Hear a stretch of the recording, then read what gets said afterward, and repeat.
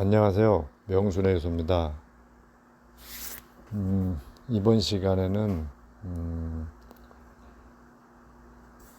우리 대장에서 부패가 일어나게 먹으면은 왜 해로운지 작물이나 동물에 비유해서 한번 설명해 드리겠습니다.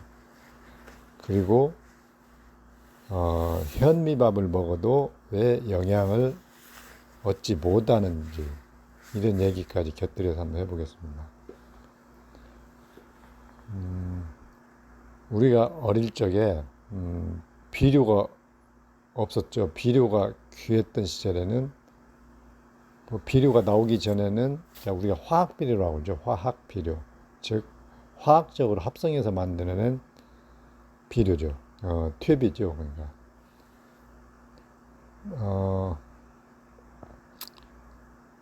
그 비료가 나오기 전에는 작물을 키울 때 영양을 공급하기 위해서 퇴비를 주었습니다.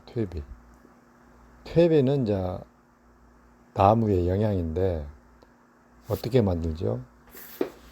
풀을 베다가 썩히거나 또는 똥을 모아서 사람 똥이나 가축의 똥을 모아서 거름으로 썼죠.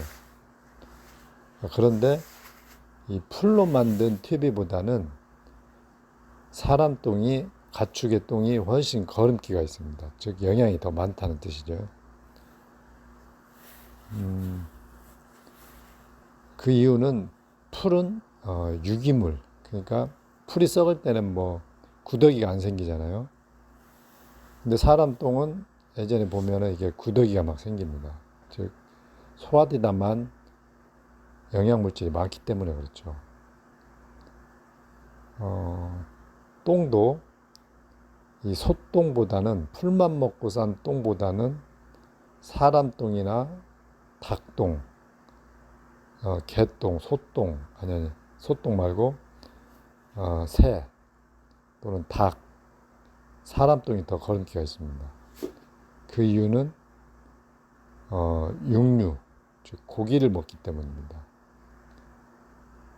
그리고 탄수화물인 녹말 음식을 먹고, 새도 닭똥이 영양가가 더 많은 이유는 그 풀만 먹는 게 아니고 벌레들을 잡아먹기 때문에 그 똥이 더 영양가가 있겠죠.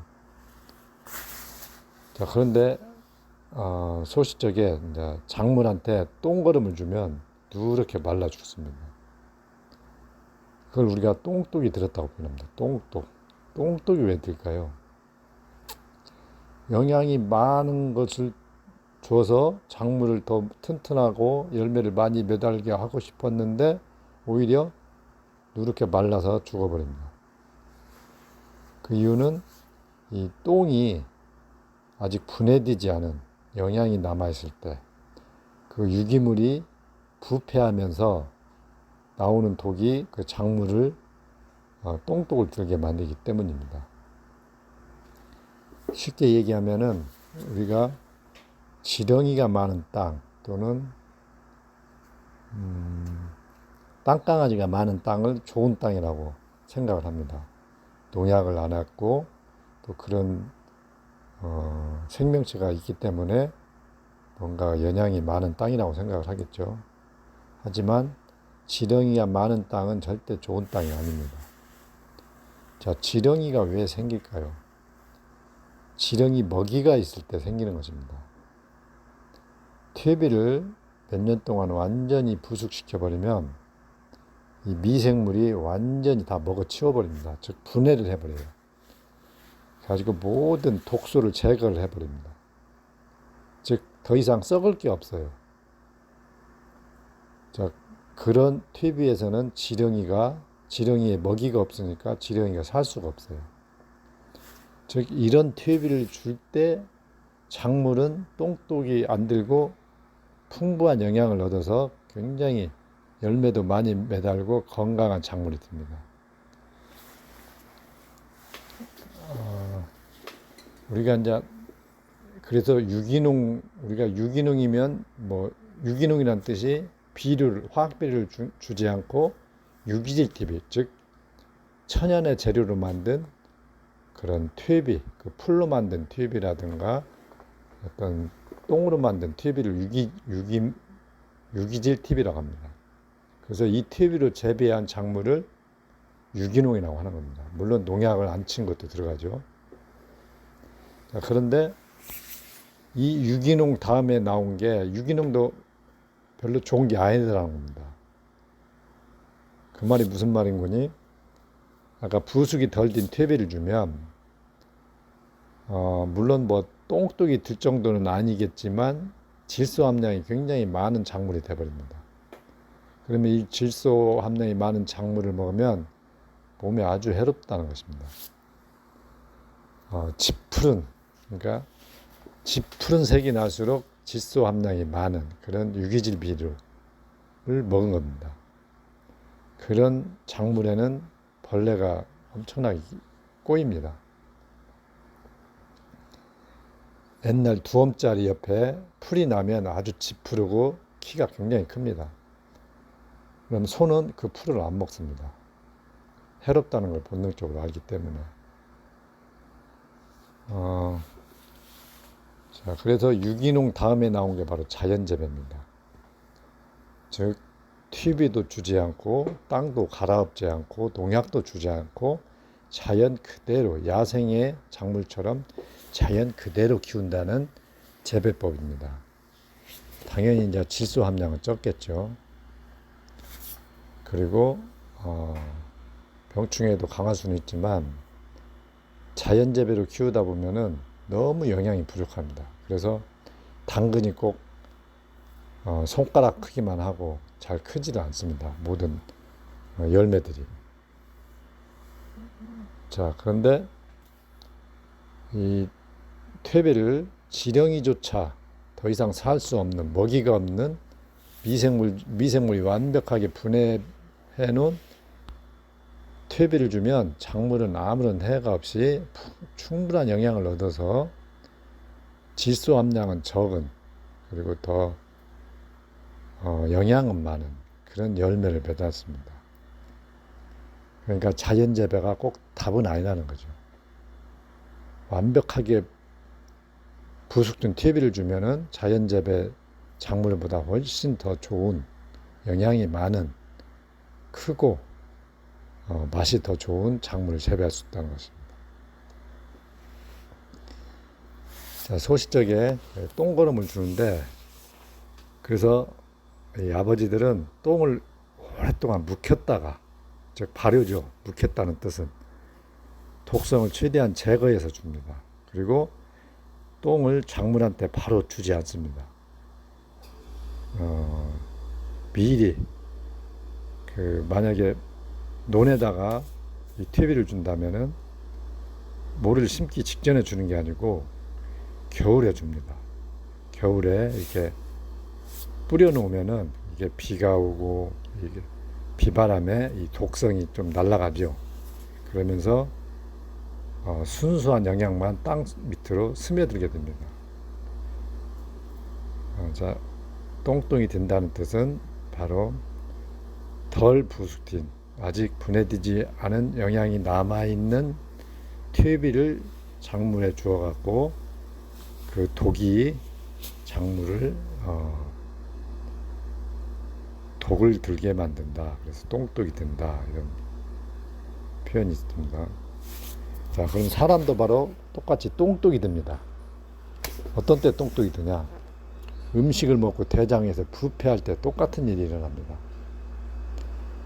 작물은 스스로 소화 능력이 없기 때문에 정말 100% 분해된 튜브를 줘야 됩니다. 그렇지만 사람은 우리 소화기 내에서 좀 이렇게 또 분해를 합니다. 그렇지만 분해가 어려운 음식들이 있죠.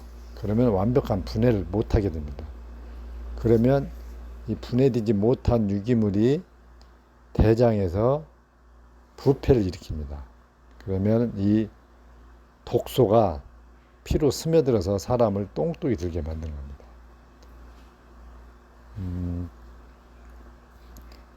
그러면 피가 오염이 되겠죠. 당연히 똥독이 피에 스며들면.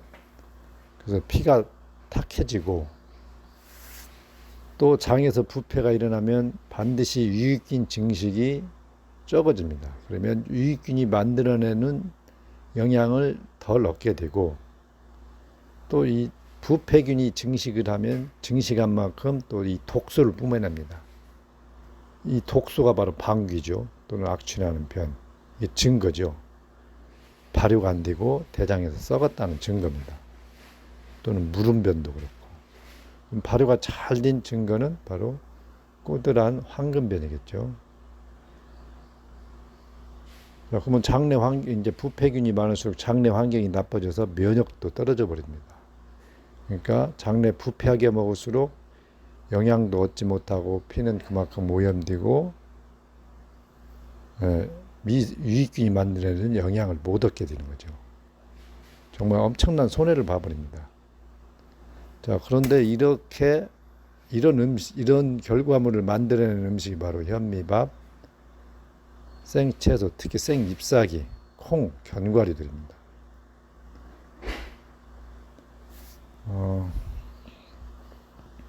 자, 현미를 먹는 이유는 분명히 영양 때문에 먹지, 뭐 백미보다 영양이 없다면 먹을 이유가 없겠죠. 그렇지만 백미보다 영양을 더 못 얻는 음식이 바로 현미입니다. 그럼 말이 안 되는 소리 같죠. 그래도 현미를 먹으면 백미보다는 0.1이라도 뭔가 얻는 게 있지 않겠냐. 그래서 100번이라도 씹는 거 아니냐. 자, 그렇지만 그건 사실이 아닙니다. 백미보다 영양을 덜 얻습니다. 그 이유는 장내 미생물을 백미를 먹었을 때 장내 미생물이 더 훨씬 많이 증식하기 때문입니다. 현미의 쌀눈과 미강은 대장에서 발효가 어려워서 오히려 부패를 일으켜가지고 미생물을 키우질 못합니다. 오히려 부패균을 키우죠. 그래서 백미밥보다 영양을 못 얻어버리는 겁니다. 자, 그러면 현미가 영양을 소화된 것만큼 영양을 얻은 건 아니냐. 자, 그러면 제가 현미를 먹어도 영양을 못 얻었다는 이치를 또 하나 설명해 드려볼게요. 시골에 계시는 한 형님이 계시는데 그 형님이 젊은 시절 수박을 재배를 하셨는데 정말 놀랍도록 크고 당도가 높은 수박을 재배를 하셨어요. 자, 그 비법이 뭐냐? 발효가 잘 된, 아까 지렁이가 생기지 않는 그런 닭똥을 그렇게 미생물을 이용해서 발효를 시켜서 주는 겁니다. 수박을 이렇게 처음에 이제 키우시면은 첫 번째 수박이 열린답니다. 근데 첫 번째 수박을 보통 농가에서는 따버립니다.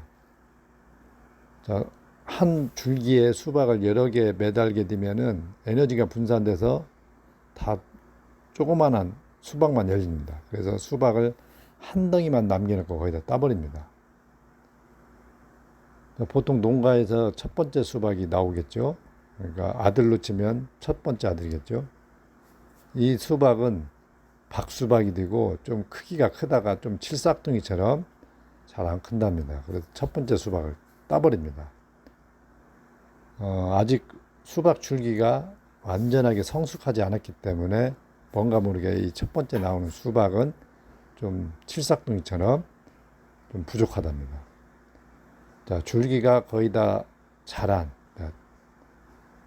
두 번째 수박이 나온답니다. 그러면 보통 농가에서는 이 두 번째 수박을 키우는데 보통 잘 키우면 10kg까지 큰답니다. 우리가 사 먹는 수박들이 다 두 번째 수박입니다. 근데 이 두 번째 수박을 따버리고 세 번째 수박을 키우면은 크기가 뭐 무등산 수박처럼 커지면서 거의 20kg에 가까이 커지면서 당도도 매우 좋게 나온답니다. 근데 보통 농가에서는 두 번째 수박을 키운답니다.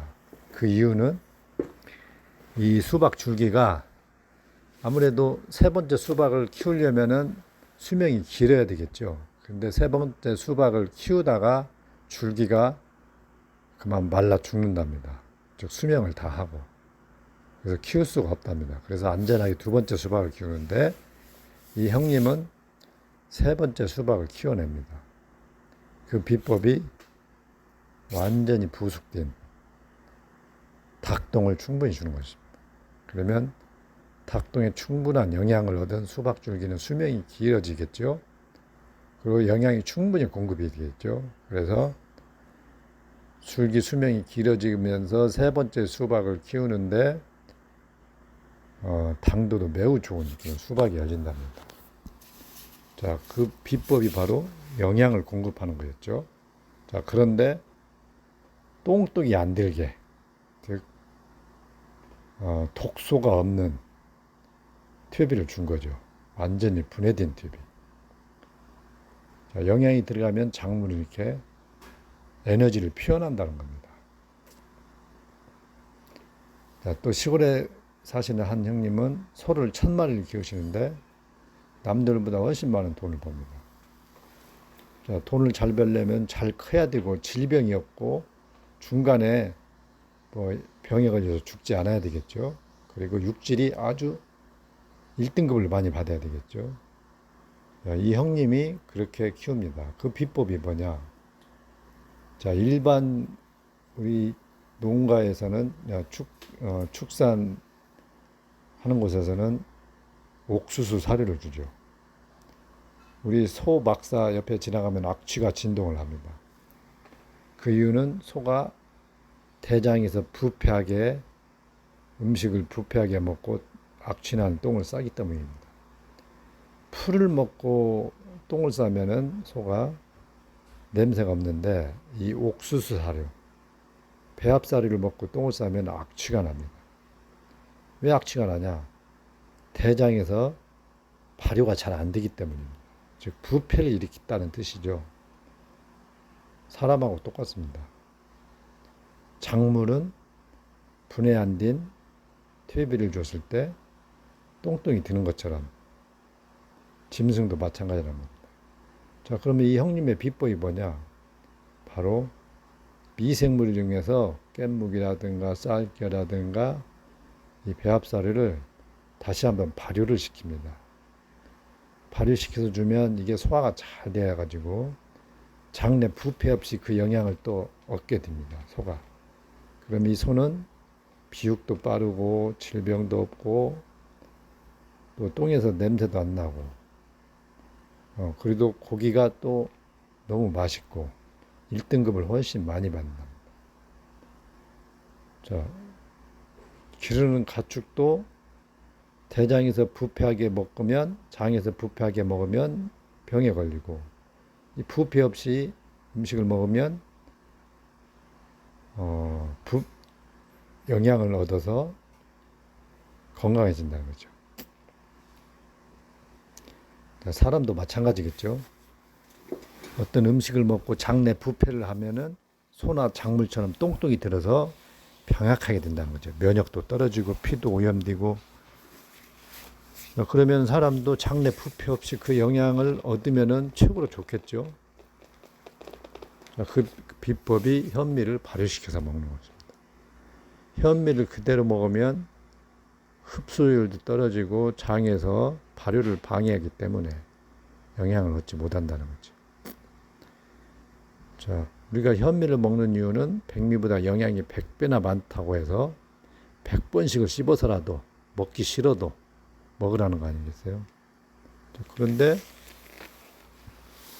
우리가 현미의 영양을 얻었다면 백미 먹다가 현미의 영양을 얻었다면 아까 그 수박처럼 그렇게 때깔이 좋고 크고 단 수박이 열려야 되지 않겠습니까? 그리고 소처럼 질병 없이 잘 커야 되겠죠.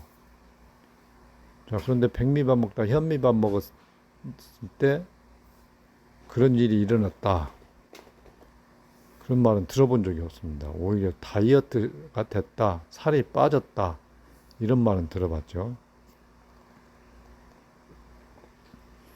영양이 들어가면 영양은 에너지이기 때문에 반드시 키가 막 크고, 즉 자라는 애들이 막 키가 크고 현미를 먹었더니 말라가는 환자는 살이 찌고 때깔이 좋아지고 피부가 좋아지고 근육이 늘고 이런 일이 일어나야 되는데 반대로 살이 빠져버리고 살이 빠지면서 주름이 생기고 기운도 없고 이런 현상이 옵니다. 현미를 먹으면.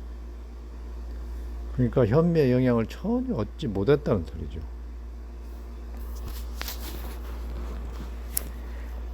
자, 이 형님이 또 호박을 키우는데 발효가 완벽하게 된 사슴똥을 주면은 호박, 그 단호박 한 굴에서 100덩이를 딴답니다.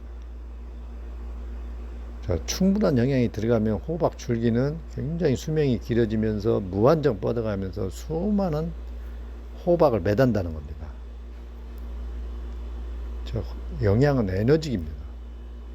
자, 우리가 영양이 많은 현미를 먹으면 그런 일이 일어나야 되는데 반대 현상이 일어나 버린다는 겁니다. 이걸 어떻게 설명을 합니까? 도대체 이걸 납득 있게 설명할 수 있는 말이 있나요? 쌀류는 현미의 영양 66%를 가지고 있고 기름도 짜고 미강, 쌀깨에도 미네랄이 듬뿍 들어있고 그리고 현미의 효능을 보십시오. 인터넷에 찾아보면 만병통치약이 따로 없어요. 암이나 혈압, 당뇨도 다 나아버릴 것 같아요. 그런데 왜 현미 먹으면은 왜 에너지가 안 나오냐는 거죠. 살을 찌우는 에너지만. 콩이나 견과류도 마찬가지고. 자, 현미밥, 생채소, 콩, 견과류가 한국인의 정말 모범 답안이 되었지만 이것은 아무리 많이 먹어도 절대로 에너지, 아까 그런 작물한테 동물한테 나타나는 에너지를 만들어내지 못하고 오히려 똥독이 들게 만들어서 병약하게 만들어 버립니다. 그래서 이 음식들은 0.1도 먹을 필요가 없는 것입니다.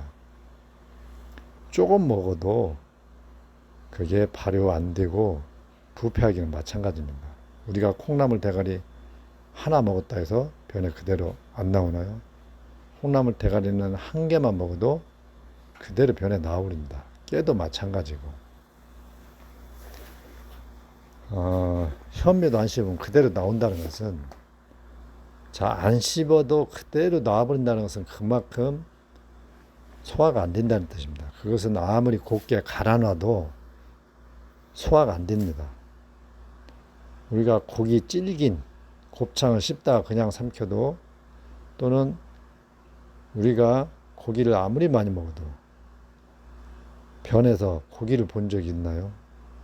우리가 고기는 아무리 많이 먹어도 변해 고기가 보인 적이 없습니다. 그만큼 효소가 쉽게 분해해버리기 때문입니다. 물론 대장에서도 좀 부패를 하겠죠. 너무 많이 먹으면.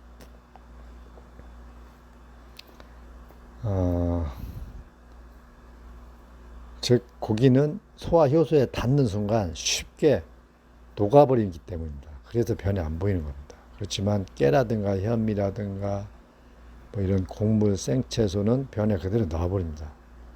즉 효소에 닿아도 전혀 안 삭는다는 뜻이죠. 그래서 그것은 100번을 씹어도 소화가 안 되는 겁니다.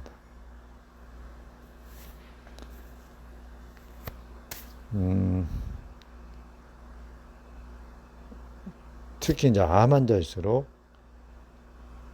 또는 중병이 있는 사람일수록 열심히 해야 되기 때문에 현미밥, 생채소, 견과류, 생식가루, 녹즙 이 조합으로 더 열심히 먹습니다. 그러면 더 심한 똥독이 들고 영양실조에 시달리게 됩니다. 자, 영양이 들어가면 우리가 그 음식을 먹고 영양을 얻었다면 에너지 표현이 되었을 겁니다. 영양은 에너지이기 때문에. 자, 50대, 60대 여성분들이 효소를 매우 대부분이 50대, 60대 여성분들이 많이 해 드시죠. 자, 저는 몇몇 분들한테 그런 얘기를 들었어요. 고기 안 먹고 현미밥이나 생초새로 먹었더니 살이 빠지면서 주름이 찌글찌글 생기더라. 어느 날 갑자기 팍 늙어버렸더라. 자, 에너지를 못 얻었기 때문입니다. 그 음식들을 끊고 현미요소를 먹었더니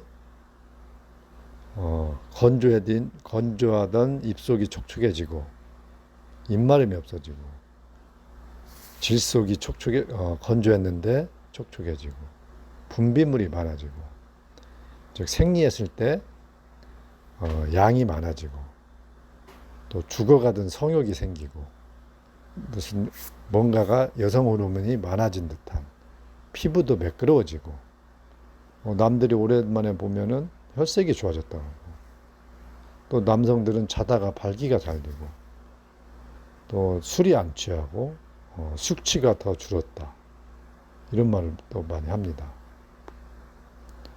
또 한 여성분은 생리라는 것은 원래 까만 피인 줄 알았는데 생전 처음 선분홍색 생리혈을 봤다 이런 얘기도 합니다. 영양을 얻었기 때문입니다. 현미요소와 아까 소화가 어려운 옥수수살을 주면은 장내 부패를 일으키면서 병약하다고 그랬죠. 그리고 발효시켜 주었더니 질병 없이 잘 크고 냄새 없는 똥을 싸더라. 사람도 똑같습니다. 소화가 어려운 현미를 발효시켜서 주면은 똑같은 효과, 즉 영양도 얻으면서 장내 부패 없이 영양을 얻는다는 겁니다. 그래서 그런 에너지가 나오는 거죠. 그런데 현미밥이나 콩밥, 생채소, 견과류를 아무리 많이 열심히 드셔보십시오. 그런 일이 일어나는가?